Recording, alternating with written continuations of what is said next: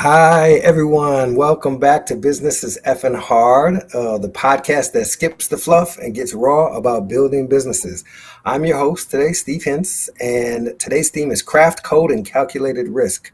So, what happens when timeless workmanship meets bleeding edge of tech, and why resilience is a secret glue in both shops and startups?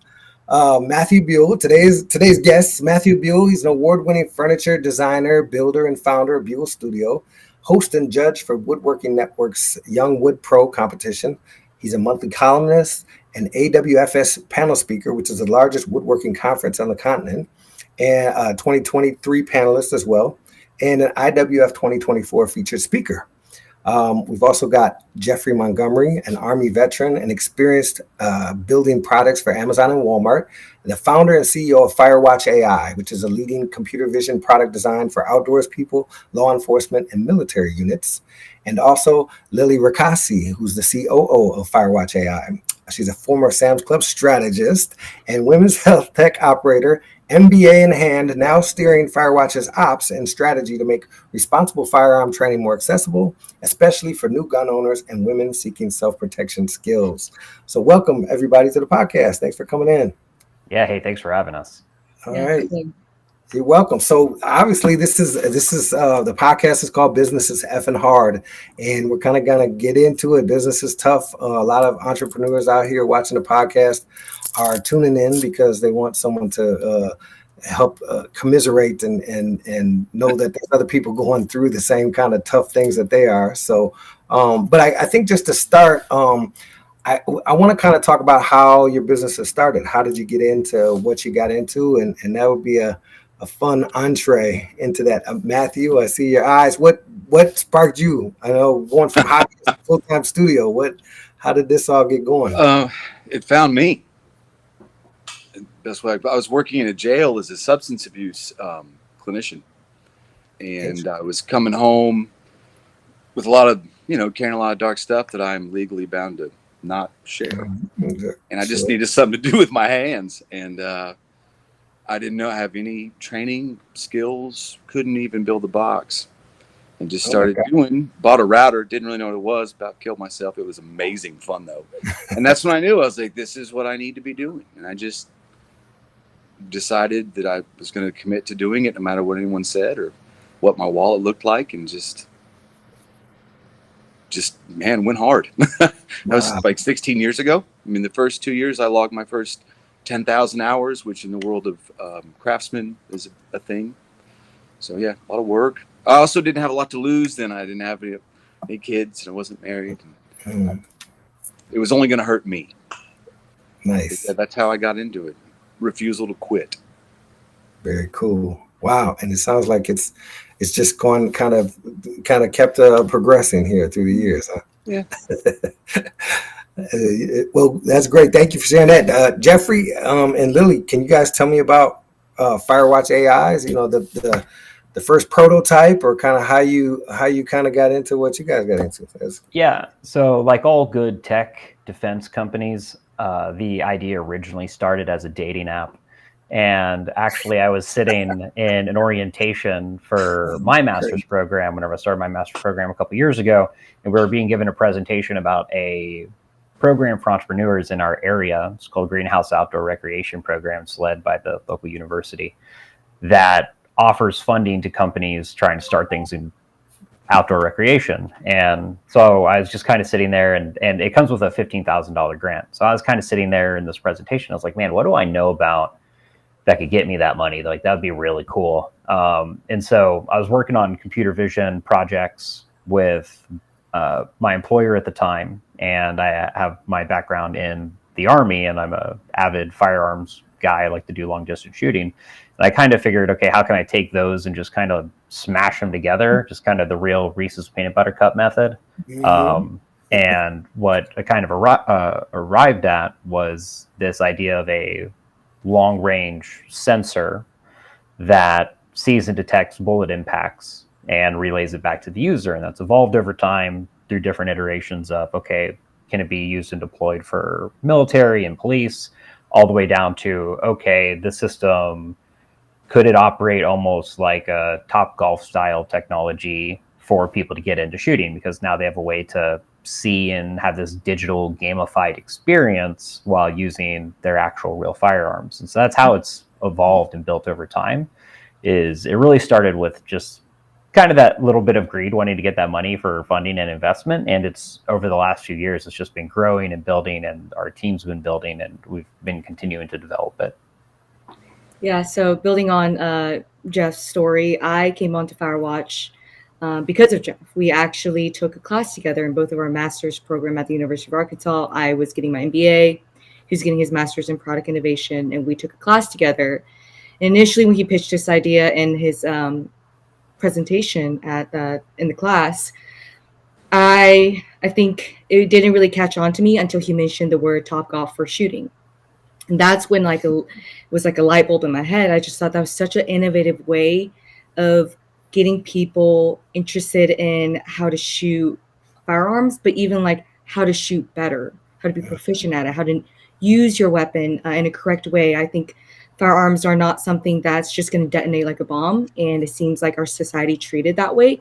And I came from a family where my dad is a doctor, and he owned firearms as a way for home protection. And so he taught my sister and I how to shoot, but he wasn't very good. He wasn't like knowledgeable in firearms. So he didn't really know what he was doing. And I just remember thinking like, oh, I wish there was someone that actually knew what they were doing to walk me through all the steps. But I was too afraid to go to the range by myself to learn how to shoot firearms. And I wanted to conceal carry as a way to protect myself because of how dangerous our world's become. And so when he said Topgolf for shooting, I just saw, hey, that's a great way to get people. It's more accessible for not just like your new gun owners, but for us women in general, where we don't want a man to come into a gun range and mansplain to us, but we want to be able to learn how to shoot and feel confident in our ability to shoot and become more proficient at it and feel comfortable to conceal carry ourselves and protect ourselves. So the Topgolf for shooting was such a brilliant idea that I said to myself, I have to jump on it. I have to work on this. And it started as, I'll just do some work on researching customer interviews, like doing some customer research, customer discovery interviews, learning more about our target audience, what they want, what they're looking for, what their needs are, what their challenges are. Evolved into, okay, they are looking for a lot of the solution that we're trying to offer through our product, and their pain point is exactly what we're trying to address. And so I was like, okay, I've always wanted to be an entrepreneur. I don't know when that was going to be, but now, if not now, then when? So I kind of just went deep dive into it, started our social media, LinkedIn, Facebook, Instagram, as well as our website. Started doing a lot of marketing just to build some of a brand awareness, educate people about responsible firearm ownership and how to treat firearm less as a weapon, but a tool, and also have fun with it. So, and the reason why we felt like that Topgolf for shooting thing is just a really good segue, like as we did customer discovery and stuff like that, was, firearms, a lot like golf, is a very steep learning curve hobby that is really not that fun to do when you're bad at it. And so what Topgolf did is it gave people a way to have fun at being bad at something. And that's that space we wanted to fill in the firearms industry. It was give people a way to enjoy being bad at the hobby so that they could eventually bridge that gap to proficiency. Kind of like what Matthew was talking about, getting to that 10,000 hours, like those first 150 is filled with a lot more frustration than it's filled with enjoyment. Yeah. So really wanting to close that. So yeah. And then one more thing just to add on is building on top of what he mentioned. One of the trends that we were able to discover was that there is an increase in new gun ownership every year by year. And that was kind of our opportunity to really capture that new user into the firearm space. I mean, a third of your Americans are gun owners. That's about 106 million people in the entire country. And so what if we create an opportunity for these new users into this industry to learn appropriately and adequately how to use this tool for their own safety, for their own protection. And there's not a really good way to bridge that gap. And so this is what we're trying to do that, to for checkout. Yeah. Wow, that's great. That's fascinating. And it's fascinating how, kind of some serendipitous things lead you to business and it leads to a whole life. It's funny how the world works like that. You just kind of one class or one incident after work, and here you are working with companies. So getting kind of into when business gets brutal, and I know when you start off with things, there's a lot of tough moments. Can you guys speak to kind of a moment when your operation almost snapped, or something in the beginning that you had to overcome, and then also kind of what got you through it? Was it grit? Was it community? Was it capital? Kind of something like, if you could share some of those early moments, that would be great. Where you almost folded and said, you know what, this may not work out, but something got you through it. Yeah, I mean, I'll lead off with a pretty, I think, straightforward item, and I know Lily doesn't always like to address our not as good products, so we tried to work on like a couple of different products. The idea of Firewatch was to be almost like a defense innovation studio, building multiple products that could be used in the defense space. At one point, we had a product that was basically ready-made, almost ready to go in terms of it being developed, brought to us to help us, or for us to try and get it out onto the market. And I thought it was a great opportunity to pivot into it, take something that's a little bit more ready-made, get some revenue going for it that could hopefully fund a larger operation. And I think that was a pretty tough learning event for me, because it really put us down a path for about the next 6 months where we weren't able to stay completely focused on our core product. And not being able to focus on our core product kind of gave us that whole Ron Swanson, don't half-ass two things, whole-ass one. Yeah. And we kind of half-assed two things. And that's, and it affected our ability to produce both products. And eventually, and here recently, we had to make that kind of adult decision to say, hey, this thing's not going where we want it to go. If we want to be successful in the end, we have to cut one of these. And so we took it, we cut sling load on it, we let it go. Even though it's still cool, it's still a great product, still something I think could be successful in the larger market. But relative to the amount of support we have and the amount of capital we have, we have to stay focused on our core concepts. Great, thanks for sharing that. Yeah, it sounds like the dumb tax. I mean, we try to, it gets you through, but it helps protect the future. But I've got real product ADHD. Like, I'm constantly building new products, and Lily is having to slap me in the back of the head all the time to say, hey, like, not now.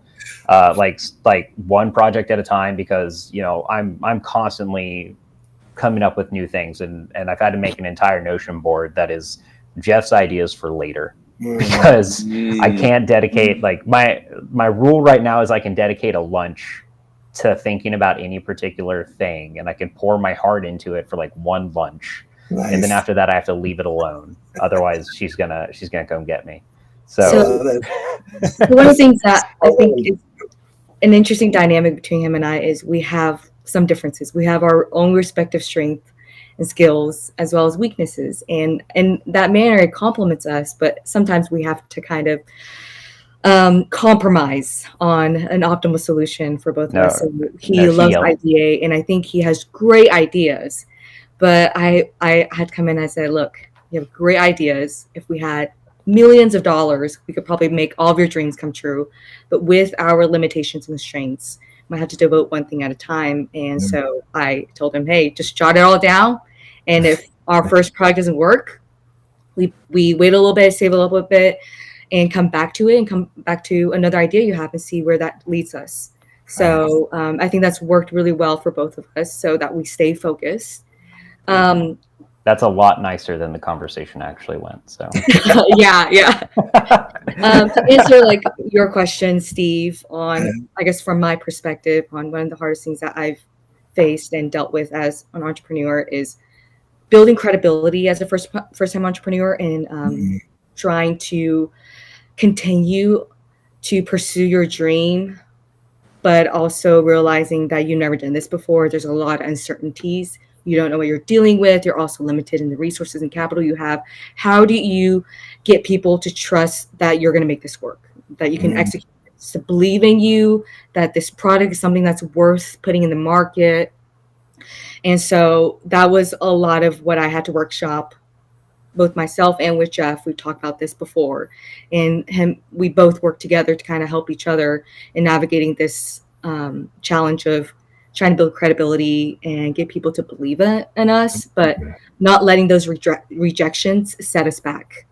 And defense is notably like one of the hardest industries to be a first-time entrepreneur in. Yeah. Like even when you look at like your biggest defense unicorns right now, Palantir, Anduril, every single one of those guys had built a multi-billion-dollar company prior. So it's definitely a little dicey trying to be a first-time entrepreneur, walking in and saying, "Hey, we're trying to build something that's cooler than what Raytheon has," and people take you seriously. Yeah, yeah, exactly. Yeah, and it'd almost be like, you know, a small company of like 5 or 6 people trying to make a new car, like. So yeah, if you don't have the guts to do it, then it doesn't get done. So you got to have the guts to go and just own it. Yeah. May I? Is it okay? Yeah, go ahead. Interrupt anybody? No, I'm just listening to you guys, and it's making me think of so many like similar lessons I've learned. You know, like because I design and build a lot of stuff, and I'll come up with ideas that I'll design that I can standardize and offer to people. And I've gotten that space where I'll have 3 or 4 pieces that are really good, but I'm already on the next one. You know, I'm like, oh, but this one now I can top it. You know, and a lot of times I've learned that lesson. It's like I get so stuck in this future momentum thinking that I'm really stifling my work in the present, you know, and had to learn to like let this creation breathe for a minute and live a little, and let's see, you know, what it does. And I hear both of you so well in it because I've been in both kind of seats, so to speak. It's cool. I keep thinking of the old statement, "Shoemaker, stick to thy last," right?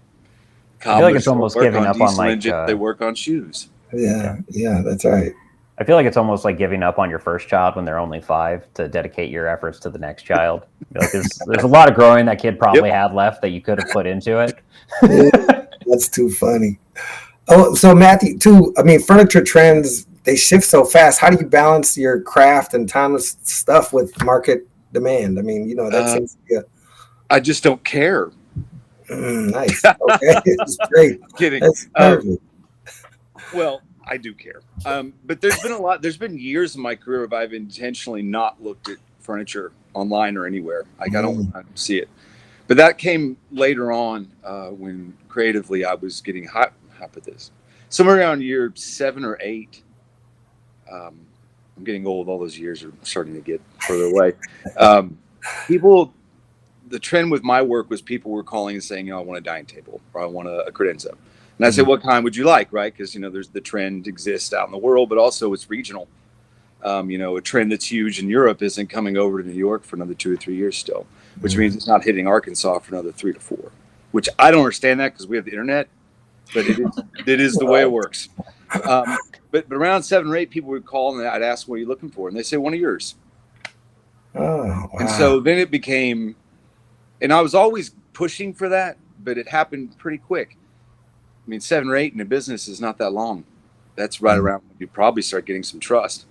And so then I'd be like, well, can you give me some parameters? And I'd say, send me a picture what you like. And then I'd just start sketching it up. That's the bulk of my business. I just had a whole restaurant. It's probably going to be a Michelin star restaurant. They reached out to me, trying to make sure I say the right thing here. Basically, they wanted to look at a different direction for how the interior should look. And I was highly recommended by what I would consider the most premier concrete worker, furniture and design guy in the world. So that was a good lead. I probably owe him a dinner. That's awesome. And they just brought me in. They said, look at the space, drop whatever you think we need to do. I was like, all right. That's awesome. But the trends in market does change. It's allowed me to not make some mistakes. Because I recognize when everything takes off hot and fast, it usually will be at the top for a good minute. And then after that, it's just straight back. And then you can go on Facebook Marketplace and see all those big wide slabs everyone's been into. You can get a peek now because everybody's got one.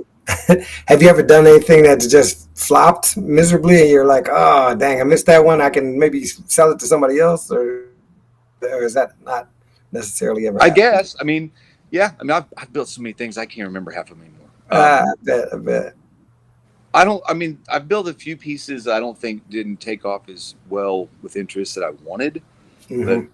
I I have one piece of furniture assembled and for sale right now because I'm so backlogged. I Wow. don't even have any old prototypes. I mean, eventually they all just sell. Yeah, that's a But great problem to have. I mean, that sounds so arrogant. I'm sorry. I don't mean it like yeah, I've had No. jobs not go the way I wanted them to, and I've had pieces not turn out the way I wanted them to. Mm. But I don't recall any that it was like to the dumpster. No. Most people probably can't tell. I mean, you've got the eye, you're in it. You're kind of like, oh no, a blemish there. It's like, No. I I mean, think it's amazing. Holy I cow! mean, What do you I mean? I wouldn't want to look at the stuff I built in year 1, 2, and 3 Oh, okay.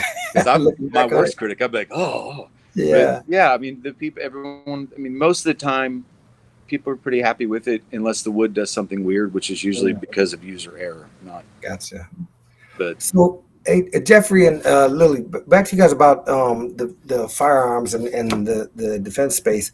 AI is kind of moving at warp speed. How do you lead a team and design and stuff when today's roadmap map might be obsolete, in a couple of years? Like, how are you guys dealing with that? And have there been difficulties kind of trying to adjust? I mean, things are moving just so fast in a lot of different technological spaces nowadays. Yeah, so on the actual like product side, so in general AI, like on the generative AI side, Gen AI, agentic AI, stuff like that, Lily does a really great job of keeping up with all of the tools that are out in the industry or in general, like, as each one pops up, whether it's just Copilot or systems like Cursor and Replit and all these different things for running businesses. Lily does a really great job managing those items. And then on the development side, so for me and my dev engineers, I have one of my team members who he is an AI professional, has multiple degrees in AI development, and he keeps us pretty ahead on the new up and coming items within the vision space. And I have another guy on my team who he's constantly iterating through different dev stack or dev tools that are coming out that are enabled and enhanced through AI. And so a lot of people on our team, it's an AI company. A lot of people on our team are very pro AI. And so they're already interested in it. They're already following the things on LinkedIn, following the things on YouTube as things come out. And we'll do a brief test of anything that pops up.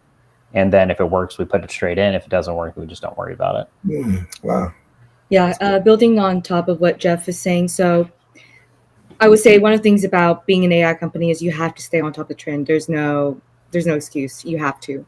And yes, the technology is always advancing. And what you hear a lot regards to AI is generative AI. Generative AI. What we're building is focused on computer vision AI. So it's a little different. It is different. And so on Jeff's end, he really hones in on the development side using computer vision AI and really focuses on that. On my end, and really we do both of this really well, is we try to actually adopt generative AI general in our workflow. How can we become more productive and more efficient by adopting this technology? Because this is not, if we don't adopt it, we're going to be left behind. So we have to constantly stay on top of the trend. And that's how we're going to be able to evolve, not just ourselves as individuals, but as professionals and as a company. So for me, I have to go and check out and understand and research the new tools and try them out, beta test them and see if they work for me in my workflow. If they don't, how can I make them work? And it's also the way that we save ourselves a lot of our money, because whenever we see something come out, it's like, oh, this new AI tool for managing your company's finances. It's like, well, great. We don't have a finance person like totally dedicated in our business. Lily, go look at it and get back to me on whether or not it's worth having. And here's an AI HR assistant. Great. We have an HR person now. Lily, go look at the HR tool. And so each new tool that comes out, it really just becomes like a new person within the corporation that is just it's a digital seat instead of a full time like an FTE. Solving problems digitally. That's awesome. Yeah. And AI is, I would say, is an enabler. So whatever you want to do, it can enable you to do that more or better. It can expand your ability and your capabilities in general. You just because you have AI doesn't mean that you're going to be able to accomplish or execute something. You have to be able to use it to enable you to do that thing. And so in our instance, we kind of have to stay on top of that technology. Whereas for Matthew, maybe those technological trends doesn't matter as much because you have you operate in this very special niche where people value your handwork and your vision and the way you see wood and transform it into something, a beautiful piece that AI can accomplish. Yeah. However, It's MI. yeah. And I- However, Matthew in some ways, like AI could help you in managing the data operations of running your company. And so it will never replace your creativity or your ideas or you as a person, but it can help you do more of what you need to do. AI is not super great at idea and creativity because it's literally just trained on other people's ideas and regurgitates them into some sort of kind of like Cronenberg looking like amalgamation of something, right? And so I don't think that AI is ever going to replace that true creative spark or that innovative spark. It might be able to identify gaps and holes in markets, but the actual tool or the actual like look, especially aesthetic items like what Matt has, I don't think could ever be filled with that, no matter what tool comes out. Someone ought to create an AI and name it Voltaire. Didn't he always say there's nothing truly original in the world? It's a series of judicious imitation. Yeah. Nothing more judicious than something, written with code. Mm-hmm. You're right. I think I'm lucky, to be honest. If I were just getting into what I'm doing, I think it would be a lot harder. Automation has been happening in my industry for years now. Every time I go to these giant shows to speak or to attend, I always walk around laughing, calling myself John Connor. And it's got to be a pretty good joke. I'm sure I'll show up one of these years and someone will hand me a T-shirt that says, "Here's John Connor." But I'm just lucky because I've already established for long enough now to where I have I built trust with clients and I have a client base. So I think AI can absolutely help my business, but it's not going to sit down and draw up your credenza for you. Not in a way that I can not in a way that where you can say, this is original. The heart, the soul of it is not going to be there. But that's blind luck too. I mean, that's just the gifts I was given. So, I mean, I think if you're just a woodworker or a furniture manufacturer, even a smaller one, you are going to have some competitive bumps. But I think there will always be, like was mentioned, a niche of people. The trick is finding that niche before you get eclipsed. Because the regular consumer they don't care half the time, and they don't know the difference between something computer routed or sculpted by hand. Wow. Most people, they're just passing by going, huh. I wanted to ask a question. Can I go back and answer something about the failing moment? Absolutely. Because I thought of it. It's a really counterintuitive situation. I think I was about 5-6 years in, and weird accolade happened. I was named, there's a company called Festool, and they're seen as the most prestigious power tool company in the world. I use their stuff because it doesn't miss. And I'll be on a work piece, and if I miss at a certain point in the process, I'm out $4,000 in walnut, right? So they don't miss. So I use their stuff, and I guess they knew I used their stuff, and yada yada. They decided to come film a big thing about my work at my shop. It was the building a very specific piece I make, yada yada. They put out a publication, and they stuck my face on the front of the article, and it said that the new face of woodworking. And then they mailed that out around the world. Oh, that was weird. That's awesome. What an honor. It was. It still is. I mean, they're good people, and I love their tools. But the strangest thing that happened was it almost put me out of business. Wow, that's interesting. Business went cold after that for about 1.5 years. Get out of here. Why do you think it went cold after such a good kind of PR moment? Yeah. I think people automatically assumed I was too expensive. It wasn't true.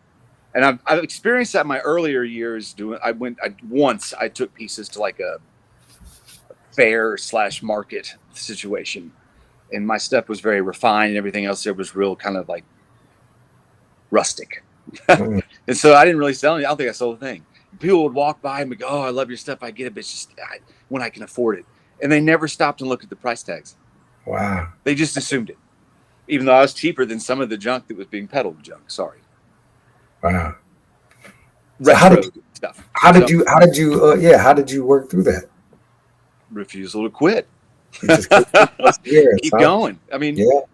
I run really lean. I've always liked running lean as possible because when the seas get rough, the boat's not weighed down. You know, it can glide more like a Viking ship, right? Nice. Yeah.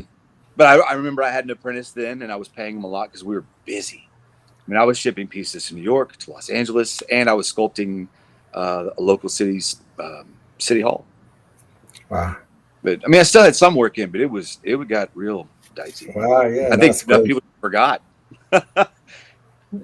After a while, that's probably a defining moment. I mean, you remember it probably really vividly. Yeah, you know, and then it's those moments where some people may give up, or some people may think, oh, this isn't going to work out. And the perseverance piece, I think, is important for all entrepreneurs, because you get to those moments and you have decisions to make, and things aren't going well, and you know, you don't want to look at the want ads, but if you keep on pushing, you can get through a lot of that stuff. Yeah. So. And I just I saw it as an opportunity to just be open-minded. Maybe the universe, or whatever you want to call it, was just trying to keep me right-sized.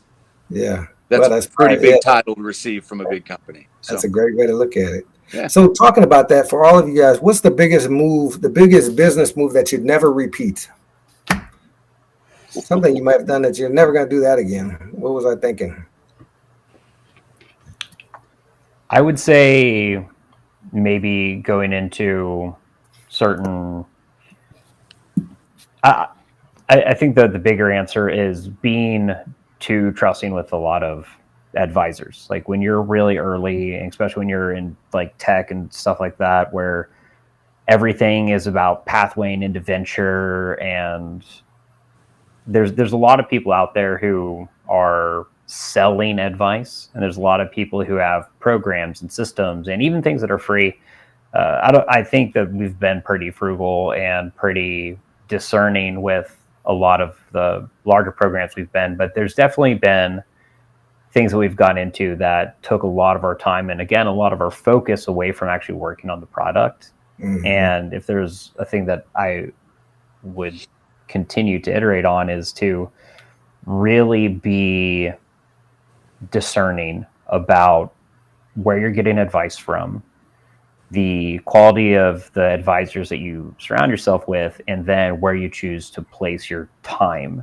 Because if you have a advisor or a group or a system that is demanding a larger amount of time from you, that actually detracts from your ability to run the business, then it doesn't matter how good the advice is, it doesn't matter how great the support that is being promised within that system is. If you're not able to actually move the business itself because of it, then it's a waste of time. Is that something early on? Did you take on some advice, or did you have some people come involved that you were like, let's try this, and it didn't work out? Or So we've gone through a few different programs, and I'd say there was one program that we went into. I'm not going to mention specifics, but there's a program we went into that, you know, for over 3 months was taking 3.5 of our work days from 2 early stage founders with not much financial support on the final back end. And you're in idea stage trying to move from 0 to 1, taking 3 months off of the product without that support to continue the product in the background in your absence, you know, and you're losing a lot, not just like development time, but other forms of networking, just general running of the business.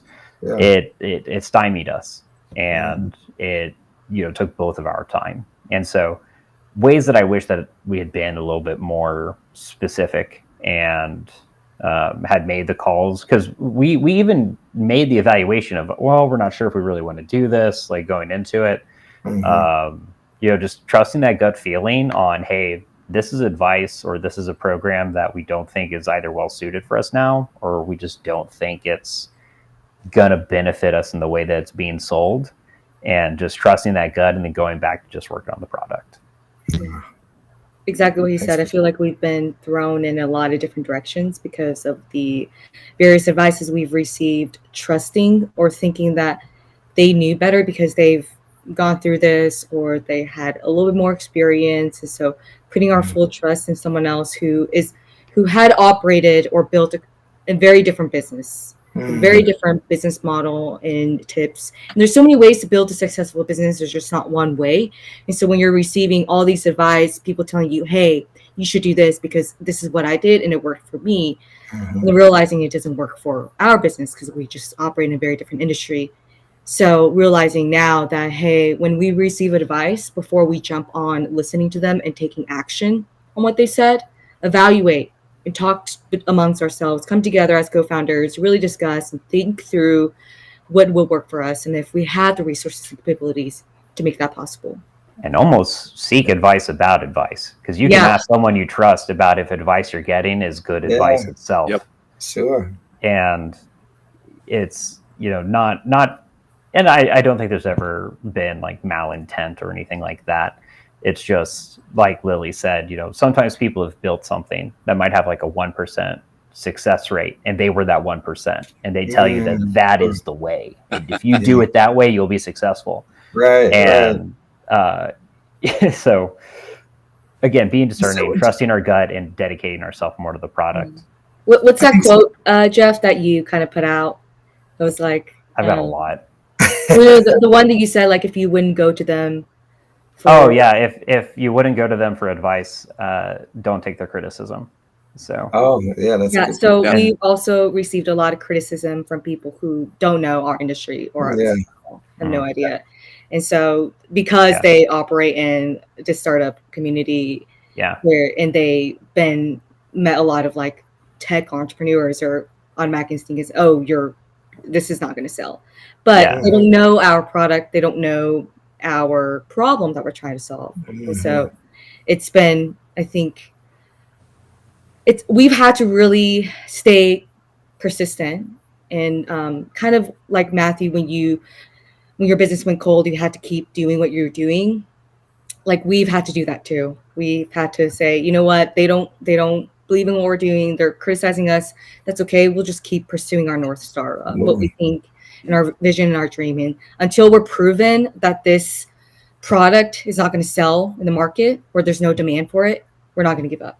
And a lot of it comes from the different types of industries that are around here. The startup community that surrounds us is very consumer packaged goods. It's very retail. It's very supply chain. And then you walk out and say, hey, I've got defense tech, and all the advice that everyone has, no matter how good or well-intentioned is, might be retail advice, data advice, CPG advice. And so it's not bad advice. It's not truly bad advice, but it's not the advice that is going to benefit you the most. But if it's what's around you and available as an early entrepreneur, you feel like you want to trust it. Mm-hmm. It's like out of context advice. Yeah.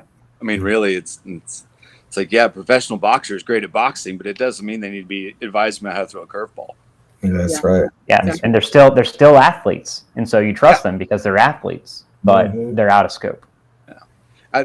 You guys are hitting home for me on all this stuff. Because I mean, I had to get better at seeking advice because when I first started, because I had no skills, no training, couldn't build a box, right? Like I mentioned, most people told me I was insane.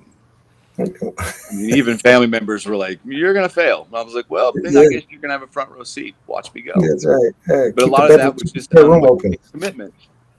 Like, I'm going to see this through because everything inside of me knows this is the direction I need to go.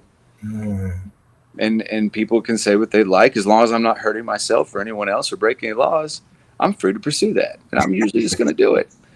But good advice that's within the context, I think, of your own career or something similar. I'm sure in y'all's situation it's even harder because what you're doing is so interesting and kind of new. So who do you call that gives you some good suggestions on how to market a product that you're kind of the first timer of? Yeah. Right. So all you're doing is seeking perspective, and that's all I'm really doing. I'll go entertain some perspective from people that, that I think at least are intelligent, and it doesn't mean I'm going to run out and do it. I'm 44 years old. I don't need to impress anybody. But it's hard. It's hard to kind of know when that suggestion is useful and when it's not. It's just like, I just kind of, ultimately it comes down to just how bad you want it in your gut. Sticking to it. So Matthew, did you have something like business wise that you never do again? Something you might have done early on that you're like, okay, that's not something I need to revisit.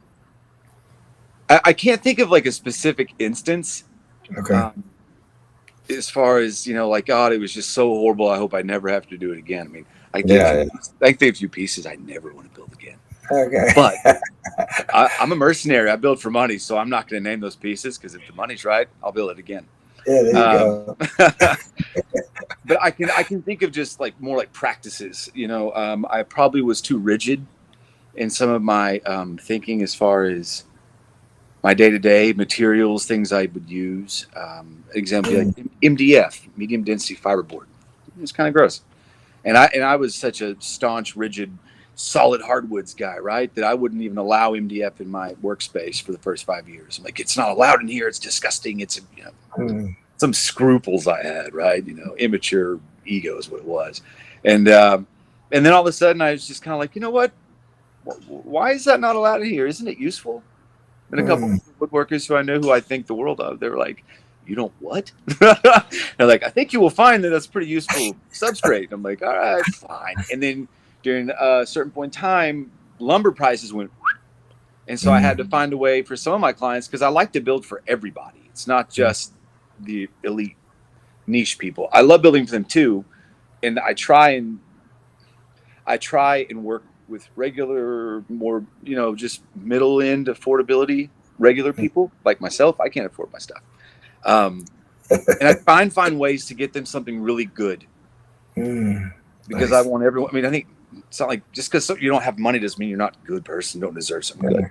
So I started using MDF and making my own veneers that were like 1/8 of an inch thick, because I grew up in an antique store.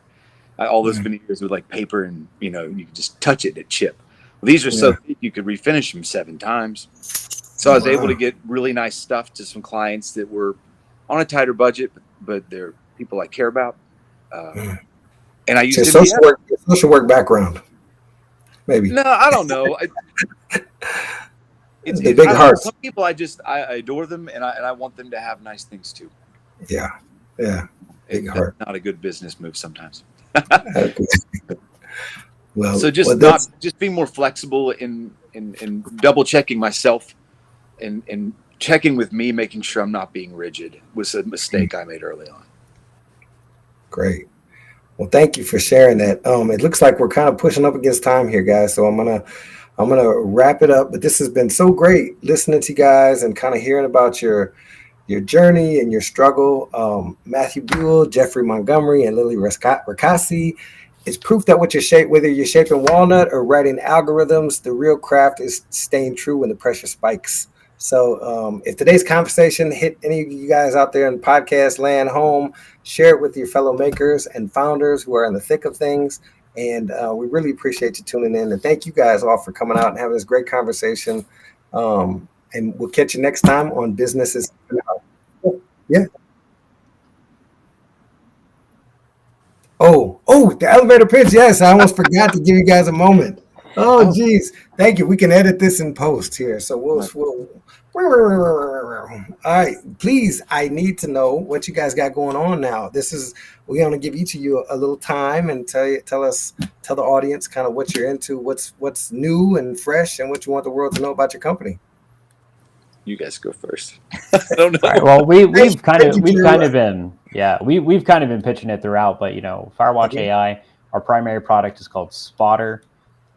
The objective of it is to be a downrange spotting system for your firearm users, as well as for use with police and military, to give real-time feedback back to the user to help them improve their overall skills, sight in their weapons, and have fun, play games, digital hunting, darts, battleship, games and systems into to just make it fun to be bad at a really hard thing. That's the only way you're going to get good. And that's what we're building, is a digital system that lets people get good at firearms and enjoy their time. And I'll pitch it over to Lily for the socials. That's awesome. Yeah, and so if you want to stay updated on what we're up to, follow us on our LinkedIn, Firewatch AI. We're also on Facebook, Instagram, and our website is firewatchai.net. So check us out. Thank you. And we'll have all those links as well along with the podcast, so people see those right alongside when we do our final edits. All right, Matthew. Well, I'm going to just say I'm still building furniture and plan on always building furniture. I'm assuming my exit strategy will probably be death. Nice. You just have to build your own. You just have to build the coffin first. There you go. That's right. Build your own coffin. No, I'm good. I want a Viking thing. I'm good. Oh, there you go. No, but Shoot in the all arrow honesty, off the flaming arrow. I do a lot of commercial builds, Mhm. like restaurants, stores, but also homes. I ship all over the country, internationally if I have to. I even build the crates because Wow. I'm annoyingly picky. But I also do a lot of speaking on woodworking and business, I guess. Or usually my answer to everything is, "How gritty are you?" Like that's my solution about everything. You want it or not. But I do a lot of speaking at large woodworking events as well, and the Young Wood Pro, like you mentioned, the contest is pretty cool. But yeah, Is you there can a look place- me up. Huh? Yeah, is there a place we can look at your furniture? Yeah, I have a website. Don't judge me. I have not gotten AI to jump on there and make it better yet. It was just me doing my best. mbuellstudio.com. And I think it's Mbuell Studio on Instagram and Facebook. I have both those. LinkedIn is just me, I Nice. think. Perfect. Oh, that's great. Thank you so much for sharing. Yeah, thank you, everybody. This has been such a great conversation. I'm looking forward to kind of taking a look at everything you're working on and all the success to the future. It seems like it's bright stars ahead. So keep pushing, keep working through all the issues, and business is effing hard, but we can do it. So thank you guys again. Thank you. Yeah, thank you for having us. Nice to meet you all.